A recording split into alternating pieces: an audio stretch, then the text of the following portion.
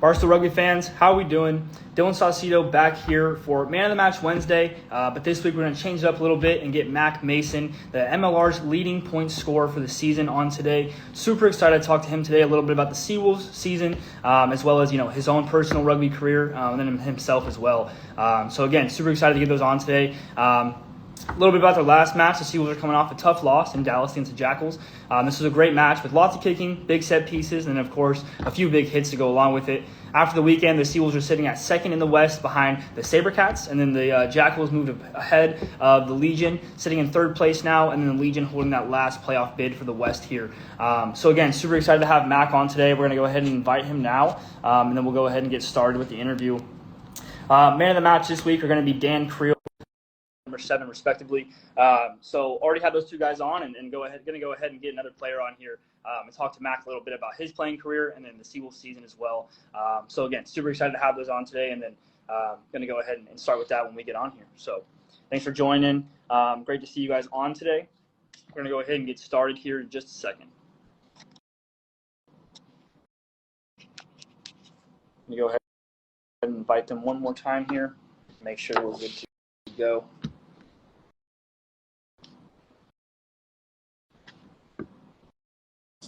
Thanks for joining, guys. Good to see you today.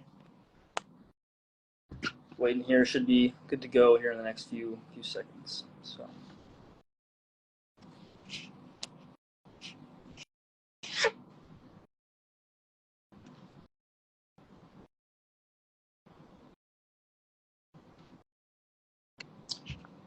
I'm going to throw one more invite over to him.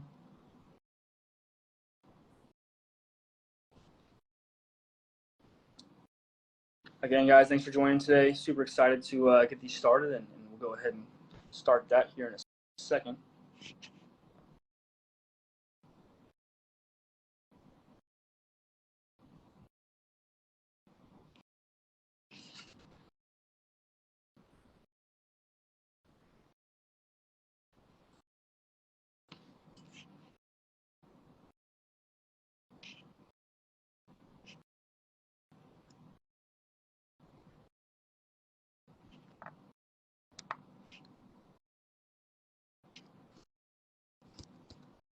Sorry about that, guys. Waiting to get Mack on here. Always have troubles getting these started, and once we get started, we're good to go. But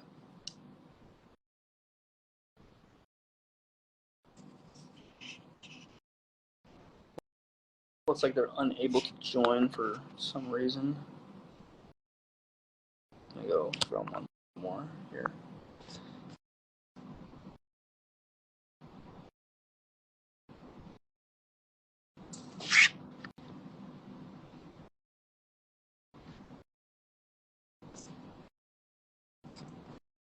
Just waiting for Mack to join here, and then we should be good to go. Having a few troubles here.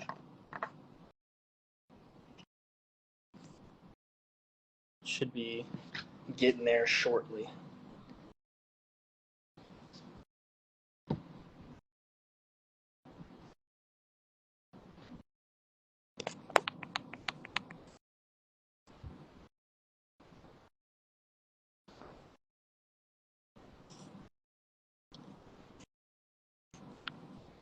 Not sure what the issue is here.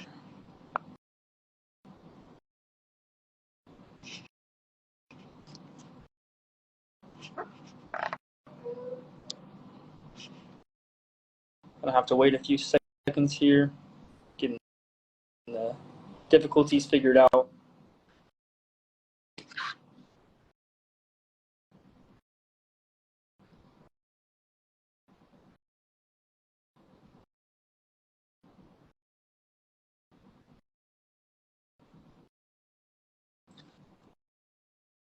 Should be good to go here in just a second. Sorry for the wait here.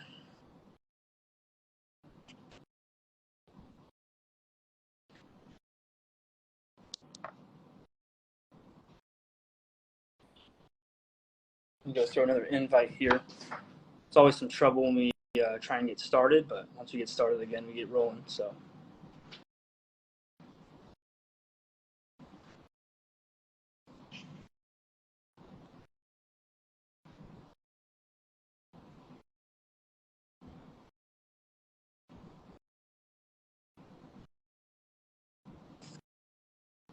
Should be.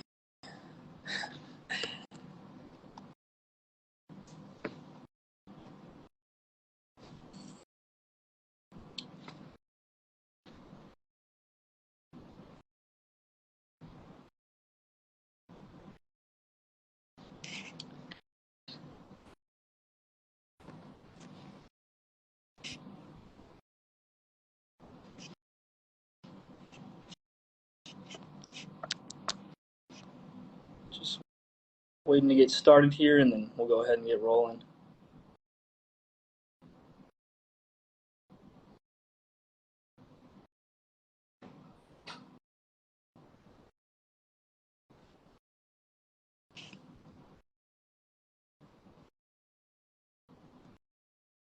Sent the invite over. Might have to restart the live here and get started again. Gonna go ahead and try once more, and then we'll go ahead and restart.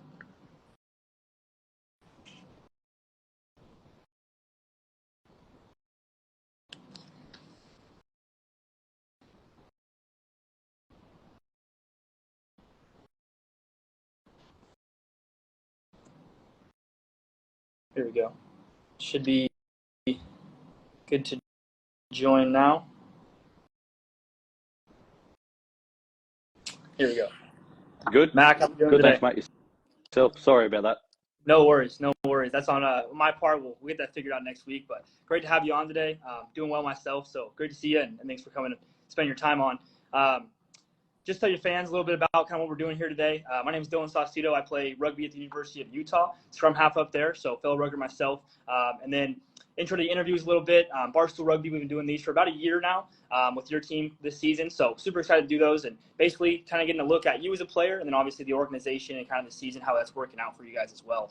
So super excited to get those done today, and thanks for coming on. A little bit about yourself to show the fans a little bit. Mack's an established rugger with a sniper for a leg, like we've seen this season. He's played all kinds of rugby, including a stint in the Super Rugby with the Waratahs. This is his third season in the MLR, first with Seattle, and he's currently leading the league for points scored on the season. Again, Mack, thanks for coming on today. Very excited to talk to you. What are your takeaways kind of from that match? Kind of 2 long weeks on the road there. What are the takeaways from that? First of all, thanks for having me. Yeah, 2 tough games. I think in New Orleans, our first half was probably the best rugby we've played all season. Then fell off in the second half a little bit due to various reasons. I think the heat might have played a little bit of a part, and then we might have got a little bit complacent as well and didn't respect Nola enough in the second half. And then went down to Dallas. I think we did everything correct. We played territory. We're in the right areas for 70% of the game. We were on their try line probably, I don't know, for 45 minutes, but just couldn't get away with the points. And probably credit to Dallas. They're a gritty team. They play for each other and nearly have to score 2 or 3 times in the phases to get the points, which we saw. And we only came away with 1 try, but we've had a pretty detailed look into it this week and ready to go again Friday, which is a good thing, short turnaround. Yes, sir. No, that sounds good. It was great rugby being played on both kind of those games there. Obviously, every side is going to bring kind of that fire to the game, right? Regardless of kind of if they're the Anthem squad who's, started off a little bit slow, regardless if they're the SaberCats, they started off real hot. Each team's kind of bringing that fire each week. And I think, it's really played out this season as kind of the ranking stand right now. You guys in second, kind of the Legion sitting there in fourth. 2 strong teams, but kind of have just had those close losses and kind of set you guys back a little bit. So I'm very excited to see kind of what's going to happen this week and this Friday. A big match coming back at home in Tukwila. You guys have been doing some great stuff with the fans in your community and all that kinds of stuff like that. Talking about kind of that last game a little bit more, you played a match in Dallas on Sunday night. Pretty quick turnaround, like you said, for the home test against Old Glory this Friday. How does the week of preparation kind of change for you in a time like this? Yeah, this week, obviously a lot shorter. We flew back in on Monday, so mainly that day is focused around recovery. We have a recovery night here. We go see the specialist or whatever you need. You get a massage or some guys even just chill out and go for a walk, try to get a little bit of movement in their legs after a big game and a long flight. And then Tuesday, again, a light day, more reviews, looking over the game from the review and also starting to look into DC a little bit, but not too much, mainly just ticking off what we need to. And then today we had a little bit of a session, but more this week's about preparing the body and mentally being ready to go Friday, because we won't be able to get as much work in as a normal week just because it is so short, and we've had a 4-week block now and a few tough games, and I think we really need this one, and we're chasing for it. Definitely. Yeah, and I think, at these late weeks in the season, all those kind of things are important, right? As a scrum half or a prop, your body's going to get beat down throughout the season. You guys have played, I think, 13 games so far, including the preseason there. And so I think, at this point in the year, those things are really important. And it's kind of great to hear how you guys kind of come off of that. That was 2 long weeks away, and then come back home on Friday to get that win, hopefully on the board. So super excited to see how that plays out, and excited for you guys to play that match. We're excited for a great match this Friday. You guys have had some great stuff with the fans in your community in the past couple of weeks. I hear that it's military night on Friday. Tell me a little bit about what that has in store for the fans. Yeah, I think firstly, I think America as a whole does any celebration of military really well. Coming from Australia, we probably don't put enough focus on it and respect it enough. We have 2 or 3 days in the year, but I think America does it really well as a whole with the military, no matter what you are. And then I think there's a couple of special things happening at the game this weekend. There's a military flyover and a special singer of the anthem, and I bet there's other things around Tequila this weekend that the fans can really look forward to in celebrating the military. Definitely. No, and I think it's going to be a great weekend for you guys. I think, the Seawolves as a whole have been doing a great job throughout the years. They've been in the MLR, creating that community impact and really getting out there and, showing, what kind of organization you guys are, and then also kind of what kind of culture rugby brings along with it, right? Kind of one of the most important things we have to focus on as we try and grow the game here in America is, getting really into the community, making an impact off the field, and kind of getting the fans to really grow around our game. I think it's going to be a real prominent thing in the next few years for the US and our growth in the game. So great to hear that from you, and kind of how you think about the Army and the military night coming from Australia over to the US. It's great to hear about that as well. So thanks for that. Obviously, there's still a big game to be played on Friday night. Coming off 2 close losses like we talked about. Could have gone either way. They really could have. Little mistakes here, injuries there, all kinds of things kind of change those games and the flow of it. What's the focus coming back home for this Friday back in Tukwila? Yeah, I think the main thing for us this weekend is probably start strong. Didn't score enough points against Dallas, and I think it probably can compound a little bit if we don't start that first 20 minutes well and get on top. And then DC also, they're a big team. So are we, to be fair. So it'll be a physical match, and it'll be probably played up front. And again, I think like winning becomes a habit, and I think we just need to get back into that habit and get a couple of wins on the board and continue rolling. But it's not just going to happen this weekend. DC will bring a lot of heat, especially early, and then hopefully we can get the win, as you've been saying. Definitely, yeah. And there's a few kind of big games coming in the next few weeks, right? And so I think it's a great thing to kind of focus on that winning habit, that winning mindset, right? And I think it really comes from the culture of the group, right? One of the things I've talked about with the guys this season is that culture of the group, that organization, that kind of that connection between the guys is really strong. I've really seen how that kind of plays out for you guys in the field. It's kind of been great to watch, and then I'm really excited to see kind of how you guys bounce back from these 2 long weeks on the road coming up this Friday. And last time you guys played Old Glorias, it was a battle. Got the W though. It was a great match there, and so really excited to see kind of how this one plays out again. Moving into the last few weeks here. So yeah, it's been great to talk about the game and kind of how the season's rolling. Kind of wanted to talk about yourself a little bit more. Shift gears here now, more of a focus for that. How does your rugby journey start, and then what keeps that love for the game alive for you today? Yeah, so for me, I started playing rugby league in Australia. It's quite big. And then I went to boarding school. So that's where I started playing rugby. So I went to boarding school when I was 13, and I was doing both rugby league.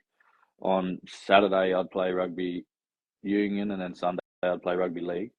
And then as I sort of got a little bit more serious about it and thought I wanted to chase it, I went to league again to start, and then found out there was more opportunity to travel, more opportunity for myself in my position in Australia to play rugby union. So I jumped across to the Waratahs, or the Reds at the time. Then went to the Waratahs, where I made my debut for Super Rugby. But it was all a bit of a mixed match journey, and then ended up over here in the States, and I've loved it ever since. But I think the biggest thing about rugby is the opportunities abroad, and the people you meet, and also how big the culture is in the game, and I think that's a lot of not many other sports can compare to rugby, how broadly it is played and how easily you are accepted. Yes, sir. No, definitely. I think that's kind of one of the things that I grasped onto with rugby as well, right? That culture, that family oriented kind of thing that comes along with the game. It's great, and that's kind of one of the things you talk about as well. I think you know seeing those opportunities for me, growing up in America here, I played baseball and football basically, and those two sports really aren't played much outside the U.S. Baseball a little bit. There's that kind of the World Baseball Classic thing, but football really isn't played outside the U.S. And so I think me seeing rugby, going to my first Las Vegas Sevens, like the World Sevens tournament, kind of seeing how the culture works, and then seeing all these different teams from every country in the world playing stage was just amazing. And I think that's one of the great things about rugby and kind of how you talk about it. It's just the culture, the connection, all that kind of stuff, and it's a great thing. So it's great to hear that kind of your perspective on that and kind of how that's impacted you throughout your journey. Before we talk a little bit more about rugby, let's go back to talking about home a little bit. I understand you have a farm out there, or some kind of ranch or something. Tell us a little bit about what that off season looks like for you back home. Yeah, for me, my off season's quite different to most. That's one great thing about this organisation is they understood where I came from, and I live a long way from a gym, so probably the closest gym for me right now is about 5 hours away. So there's a lot of body weight and a lot of all like whatever I can pretty much lift or get out and do a lot more running in the off season than I do lifting. But for me, I live out at the moment. My parents have a place out in Dargaminda, which is 12 hours west of the ocean, 12 hours west of the Brisbane. So it's a long way from anyone. Our neighbours are about 30 minutes away, and there's not too much sport out there really, just because of the distances you have to travel to go to certain events. But I love it as well. I think I'm pretty lucky to do what I do. I've got two things I love, is playing rugby and then also going back to the middle of nowhere and getting away from it all. So there's not many other people that can say that they do legit what they love. So I'm very fortunate in doing that. But it's a ranch, what you guys would call a ranch. My parents own it. I just work for them, and then we just have cattle. So there you pretty go. Big ranch compared to over here, but it's not too bad. Yes, sir. No, that sounds great. That kind of life, my uncles have lived that life out here where I kind of live. It's kind of the same kind of farm area in California here in the Valley. So it's great to kind of hear your perspective on that, and then kind of how you do that in the off season.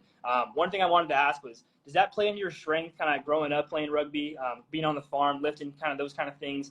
You talk about kind of being far away from the gym. How did that play into kind of your rugby career?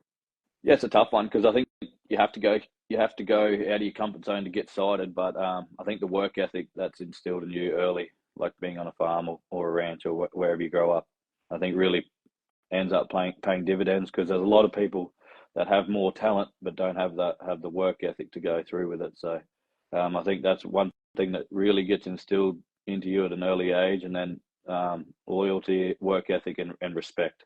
The respect is also a big thing. You can, even if you'd have a coach that growing up that you don't think knows anything, you might take one or two things out of it, or you might have a really good coach and you also might take a lot more. But I think it's listening to everyone, respecting their opinion, and also as you get older or get a little bit more knowledge yourself, you get to pick and choose what parts you want to take from certain people. So I think that also plays a big part into it, because you meet a lot of characters out in the middle of nowhere, and you meet a lot of characters in rugby, and you just got to know which ones to listen to and which ones to take a little bit from and which ones to take a lot from. Definitely. No, that's a great perspective there and great insight. I think that's kind of one of the most important things of growing up as a rugby player, kind of reaching that growth point, right? Making those progressions is really taking something from your environment, right? Regardless if that's a coach, a player, a teammate, anything like that, maybe even the opposition. Always got to take something from where you're coming from and kind of what's around you, right? I think it's one of the great things that kind of rugby offers, is kind of that family aspect where everybody's willing to share something, and you're also willing to share stuff and then take it in as well. That's one of the great things that I see in the game. So great to hear that from you. Going back to the rugby stuff here, talking about kind of a few years ago, you spent some time with the Waratahs and Super Rugby. What was that experience like for you at the beginning of your professional career, kind of starting that off for you? Yeah, again, I got lucky because I had Bernard Foley, who at the time was with the Wallabies. So he was the 10 in front of me. So, and he was also willing to help. I think that's a big thing, again, in the rugby culture, in the rugby community, that the competition is there, and I think that's why everyone plays, is to win and be the best in your position, or be the best in the world pretty much, or in your competition wherever you are. But I think, yeah, I got really lucky. I had Bernard there in the beginning, and I learned a lot about game control, how to get people around the park, how to win if you're up, how to come back. Yeah, I think that also really helped. And then I probably spent maybe 1 year too long there. I spent 3 years, 4 years there, and wasn't really getting too many cracks. But yeah, no regrets looking back either. I think it got me here now, and I'm happy to be here. There you go. No, definitely. I think that's kind of the great thing about rugby as a whole. There's different places to play, right? And there's different opportunities for all kinds of guys, especially guys like ourselves at 9, 10, kind of that back real quarterback role is really important in all kinds of rugby. And I think guys are looking for 10s, 9s all the time. And I think it's kind of great to hear your perspective on that. My next question was about Bernard and kind of how he impacted you through that time. So we'll kind of skip over that one and keep moving on. After that kind of stint with the Waratahs, you're able to join the MLR down in Texas with the AGs there. What was it like to play in the U.S. for the first time and then kind of see the MLR at that state? When I first came over, I didn't really know what to expect. I watched a little bit of it, and then I knew a few guys over here that were already playing. But yeah, the first initial thought process was it's a lot tougher than I thought it'd be. Americans love to hit things that are in front of them, whereas you come from Super Rugby where it's a little bit quicker. The contact's probably not as much because the skill level's a little bit better. Yeah. But then you come to America and the skill level's wasn't quite there 3 years ago, but the contact level was still through the roof. So Yeah. that was the biggest surprise. I think coming in over here, Americans love to hit whatever is in front of them, but seeing it grow over the last 3 or 4 years since I played 2 years there and then we folded, then I had a year off, and then came back this year. The skill level's definitely improving. The American quality of players is definitely improving. I think that's also because of foreigners. Yeah. I think if they need the foreigners to up the standards at training, so even if a young American kid's not playing every week, they're still training Monday, Tuesday, Thursday, Friday at a high standard, and they're asked to perform. Otherwise, pretty much, well, the foreigners that know what the level they need to be at to be successful, and I want to see American rugby get to the heights that I know it can, especially for the World Cup coming up in 2032, I think. Yes, sir. Yeah, no, that's definitely great to hear, and kind of your perspective on that as being a player, in that kind of those aspects of the game, right? I think it's really important to kind of take a look at how we've, been able to grow the league over the past few years. And I really think, coming back to what you said is kind of those foreigners are really bringing in, those high standards of rugby from all around the world. I think it's really been, impactful for us. Personally, I was able to go on tour over to Ireland and England in high school, actually, with my team. And, just being there for 10 days, training with the London Irish, a few other clubs like that, it was great to just get that insight and get kind of different perspective from a different, I guess, culture, land, of the game and kind of how they play it, what they're thinking about in those situations. I think, that was real massive piece of kind of my development coming into the game.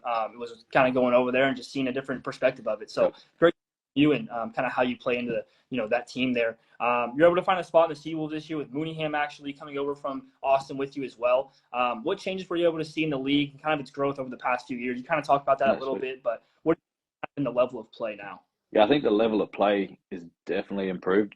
I think the level's probably always been there for 3 or 4 teams, but I think across the board now there's obviously, as we saw, Dallas beat us on the weekend and we're sitting second on the ladder. And I think any team can beat anyone if they show up and they really perform. And I think as we get deeper into the season now, the injuries will start to play an effect, and that's where the depth of your squad will come into play. So yeah, that's again, if the young Americans that weren't getting a crack at the start of the year, now they're starting to get a look. So I think the depth of the squads has definitely got a lot better, and the quality will remain very high through till the end of till the final, and hopefully we're in it. Yes, but you never know. And yeah, pretty much. I think another thing that I've seen with the growth of the MLR is the spectators. I think it's definitely getting a lot better, and the quality. Yeah, again, the quality of the day for the fan coming out. So. Yes, sir. No, definitely. And I think, over the last kind of few weeks, I guess, we've really seen kind of those late season injuries kind of come into play and really get those younger guys those opportunities. Talking about kind of how the league is really, upgraded. There's 8 teams now, or I think, 8 teams, 10 teams maybe, 10 teams now who really have the skills to put it out on the field each and every week. Yeah. One of the things I was talking about with, I think, Coach Latho was that, regardless of who those 15 guys are, those 23 guys are across the way, if they're Anthem, they're the Sabercats, they're Old Glory, Free Jacks, whoever they are, they're there for a reason, right? Yeah. They're getting paid rugby for a reason, and they've worked just as hard as everybody else to get to that point. And so I think it's great to see how everybody's really making an impact this year, and then how the league has really stepped up, as a whole. So great to hear, and kind of great to see your perspective on that as well. Sweet. One of my next questions as a whole is hearing kind of your experience with it, kind of how the team has impacted you in your play, kind of being able to learn things from them. We've talked about that a little bit. But I've heard about that from some of the guys, like the culture and the kind of the, bouncing things off one another is real high in kind of your guys' group. What have you been able to learn from the squad this year? And has there been anybody who's been kind of that mentor kind of guy for you, maybe one of those older dudes, maybe? Yeah, well, this year, like I think we're probably a bit of an older team. Yeah. In general, like we're not too young, but that's also a good thing. Like you can, as you said, that you can bounce ideas off people and not feel intimidated or not feel like you're going to get put down. And if you are wrong and they think you're wrong, well, they have a different way of doing it. Like they'll let you know. And I think like people like Tony Pulu, who's played at a really high level, Tavita Kurandrani, he's played a lot of games for the Wallabies. He's been great coming in, and even like Sam Windsor, he's played a lot in an MLR and probably should have played a little bit more and probably should have played Super Rugby, to be fair, back in Australia. But he's been around. I think he'll make a very good coach in the future, or a GM, or whatever he decides to do. He's probably got 4 more years of rugby left in him. He'll play till he's 40. But it's definitely a very good culture to be involved with, and a one that's actually very competitive, but also very supportive. Definitely. No, and that's great to hear. It's kind of the same kind of thing that the guys have been talking about throughout the year with me. Sam Windsor has been one of those guys who I've really gotten that kind of vibe from that you talk about, kind of that coaching role, that veteran role. He's been, kind of when I talk to him, he's been able to really put it in a good perspective, give a detailed kind of description of what he's talking about. And it was kind of great to hear from him, and kind of great to hear from you now how you think about that as well. Moving on here, you're the leading point scorer this season so far. I've been sitting up there since week 1. Of course, it's always full credit to the boys there, but obviously it has been a huge kind of for the squad this year. We saw all kinds of kicks kind of play into the game this week, and then kind of in the last few weeks as well. What are some of the things that you do to work on your kicking and kind of perfect that craft there for yourself? Firstly, I don't think it's about the amount of kicks you do; it's the purpose. Like you can go kick 1,000 balls, but if they're landing all over the park, there's no point doing it. So I think, like for me, just going out with a purpose, you might only have to kick 10 to 20 balls, as long as they're landing in the same area or whatever you're doing. So if I'm kicking for post and I've hit 10, but I've hit maybe 2 have gone over, like that's not kicking for purpose for me, and I'm not correcting what I have to do in a game. So I think the first and foremost, go out with a reason and what you want to achieve that day. And then for me also, I don't go out on a Tuesday and do all the range of kicking, like kickoffs, kicking for post, kicking for touch, kicking in play. It just focus on 1 or 2 that you think either is really a strength of yours and you can strengthen even further, or if it's a weakness, you can also bring it up to that level of your strength. So one of the biggest things, a lot of people focus on their weaknesses, but I think make your strengths stronger and obviously your weaknesses will follow. So just go out with a purpose and have a reason to do it. Wow.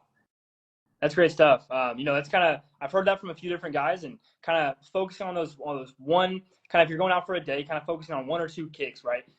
One of the things that I have not heard is about the strengths. That's a great kind of insight from you. Working on your strengths instead of the kind of the weaknesses there.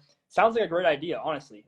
Getting those, making sure your real crafts, the things you're really using each and every game are really perfected, and then everything else kind of will follow along with it without the train or within the rest of your training. So that's great to hear from you and kind of your perspective on that. Obviously, you've been able to take kind of those training sessions and really put them on to use from the field. Obviously, kicking is a huge part of your game and has been, cool to watch you really score all kinds of points with your foot and, do all kinds of random things with the foot as well. You've opted to kick for points this year a ton. I think one of the top kind of teams in the MLR this year for penalty kicks there. You've been very successful with that. Is your training part of the reason why you have confidence to kind of kick those or call for those kicks in those moments? Yeah, it's definitely, I think it's one of those things that's your job, like as a 10 or a kicker. You don't have to be 10 to be a kicker, but I think you got to want to take the points, and we probably should have taken points early against Dallas, especially like with a little bit of, well, they had the point pressure, and you see what that does to teams. So I think, yeah, we probably should have taken the points there, and we did. And then, yeah, we were trying to play catch up a little bit all in that game. But I think you just got to be confident in what you're doing, and if you've missed one or two early, just have that ability to adjust and also flush it and just focus on the next kick. And then, yeah, just give your captain, whoever that is, faith to believe in you, and yeah, just back yourself. Yes, sir. No, I think one of the greatest things, being a part of a rugby team is having one of those great kickers, right? Guys who can really drill it from all over the field, conversions, penalty kicks, kicks for touch, kicks for possession, all kinds of those kind of things. It's great to have on a squad, and it's been great for you guys to have on the squad this year as well. I've heard that you, kind of get a little bit of extra motivation from chants from the opposing team. Is that true? Is that part of your game? Yeah, I don't really mind. You try to block it out as much as you can. There is a few that like you do here, but like I think that makes you focus it even more. Like for me, I get back to the end of my run up, and it's always the same, no matter where we're playing. But I think Utah is probably the loudest so far, and we did a good job in New England. I've heard it's a very hostile place when they're on top, but we played a very good game there and got on top early. But yeah, I think Utah at the moment was by far the loudest. Not a lot of people hate crowds screaming when kickers are lining up, but it's all a part of it. I don't think you can be a sook. You got to practice. You practice for a reason. And even today, we had Cara Pryor in our ears, just annoying us there today. Me and Sam practicing. So he's out, obviously injured this year after the last couple of weeks. So he's around the kickers, putting pressure on and just talking pretty much crap as much as he can get in our heads. There you go. No, and that's good stuff. I think in high school we did the same thing of having those guys around the kicker, right? It's just one of those things that's part of rugby. And I think going back to what you were saying about the crowds, it's really just a part of the game. And it's actually, I think, one of the better parts of the game, right? Especially in the MLR, you guys have seen a few of those just massive crowds. You talk about the Old Glory crowd, and I really noticed that kind of watching that game online there's a lot of fans there, first of all, and just a great atmosphere to play at. They had guys getting interviewed on the sideline during the game, all kinds of different things going on out there. So it was a great way to kind of, showcase the rugby there on that weekend, and kind of hearing you talk about that was great as well. Mack, it's been great to hear about kind of the game and yourself as a player. I have just a few more questions for you here, and we'll kind of finish off.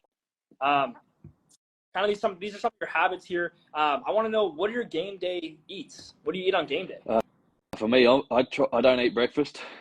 So I go through to about, depends. So if we play at 7 o'clock like this weekend, I'll eat at 12-ish. I'll have a decent feed. Then it'll either be pasta or a chicken sandwich or something along those lines, something quite filling, and then have a smaller feed at about 3 to 4, depending on how I'm feeling. Like I just don't like going into a game feeling heavy, and then just making sure I drink water all day up until about 5 or 6 o'clock again, so I don't feel too heavy. I pull up drinking water. I know I'm hydrated enough, and I know I'm ready to go. But for me, it's all about feeling light. I'll eat as much as I want the night before. I'll have a bit of ice cream the night before because I know I'm going to work it off. But there you go. The day of, it's all about making sure I'm going into that game feeling light, but also having enough energy to play the game. And I think most rugby players know that you sort of don't run out of energy because the adrenaline kicks in and you're focusing on that game and winning. So, for me, I don't eat brekkie, don't really eat till 12, and then maybe a coffee or two in the morning. That's about it. Very nice, very nice. You talk about that kind of thing as a rugby player. Myself, I kind of do the same kind of thing. You don't want to go into that game feeling real heavy, right? Because, 9, 10, any of the backs, you really got to be fast on the pitch, be able to kind of get around like that and make those cuts and whatever else. Being heavy isn't going to help with that, obviously. So great hearing that from you. And then obviously the ice cream the night before is obviously a game changer for you, I'm sure. Just get you ready for the next game. So great to hear from you. Next question here. Do you have any game day superstitions? Like anything you do on game day that you absolutely have to? No, not for me, because at the start, like everyone says, you have to have a game preparation. You have to have this, you have to have that. And I think if you keep it as simple as possible, you sort of can't go wrong. For me personally, I just like to be at the field early, just so I'm not rushed. The only thing I do is when I get to the field, I walk through the field map. So all our plays, I'll go out to the field and I'll call them in my head and just walk up and down. So I'll go through the lineouts and I'll go through the scrums for that day, and then I'll just kick the ball around. But superstitions wise, no, because if I started doing that, I'd get in my own head. So I'll stay away from that. Yes, sir. No, definitely. And that's kind of, I had to do kind of the same thing. Back playing baseball. In baseball, it's a real, normal thing, I guess, to have all those kind of superstitions, where the tape goes, where the water bottle's sitting at, all kinds of things like that.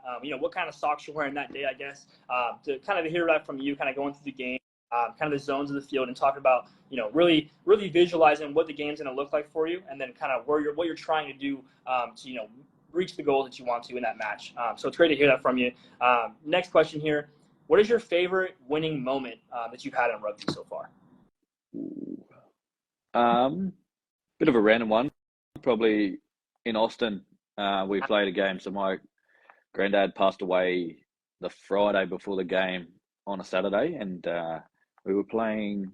Actually, who were we playing that day? We were playing Atlanta, actually, in Austin, and I had a kick to win it. The game was over, and I was kicked it, and I just the amount of relief after what had happened the day before, and then getting up for the game. And obviously I was in America, and COVID was happening at the time, so there was no way I could get home for the funeral or the connections or anything back to the family. But it was a little special moment for me, that one, and that was a special win. Then the other one was probably Aussie under-20s.